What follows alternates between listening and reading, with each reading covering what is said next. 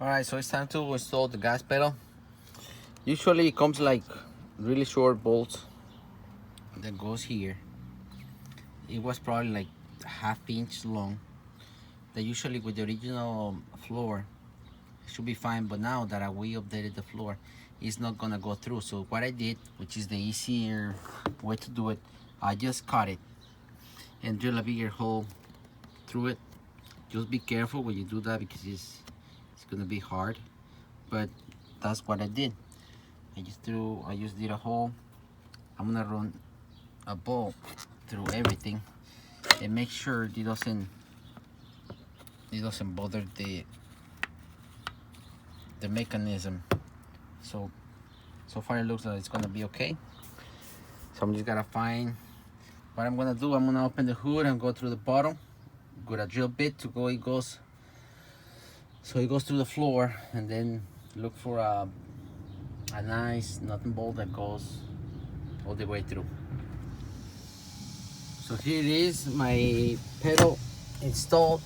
As I said, I did a hole that goes all the way through with new bolts. There's one in the back also, you can see. And if you can see there, that's the original hole. That's a mistake I did, I didn't know. So just make sure you don't use the original holes, because once the floor is being raised, everything gets out of proportion and they just won't work.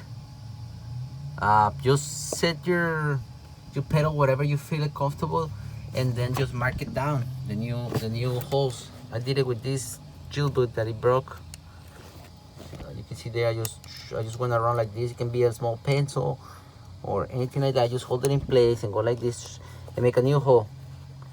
And you can even see that everything gets out of proportion. Like here, I had to put quite a few washers just to get this section flat. And another thing, I would recommend only just to do one bolt here on the back, one on the front. That should be good enough. It's just a pedal. It's not holding weight or anything like that. And there it is. I just wanted to mention that so you don't make the same mistake as I did. The good thing is that you're gonna be able to see it. I'm just gonna put some silicone in it and good to go. Alright guys, another update. The seat, I run the airline through there so it looks cleaner. This is just temporary. I'll do it like a nicer later on.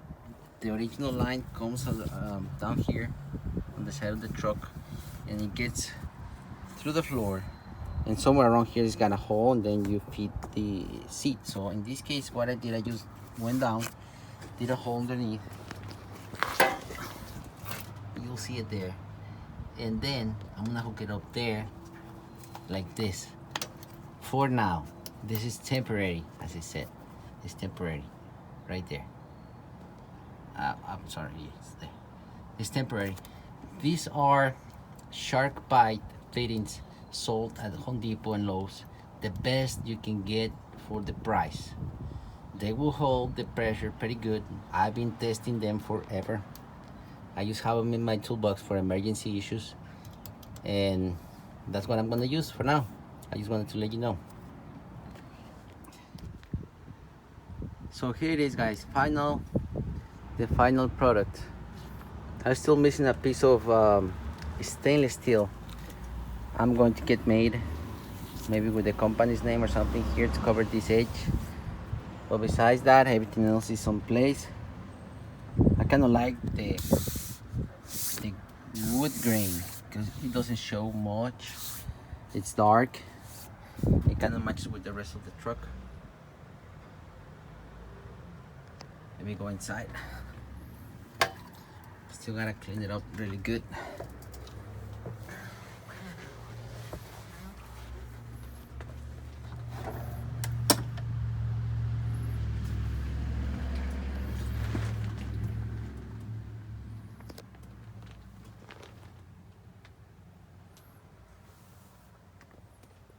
So I don't know what you guys think.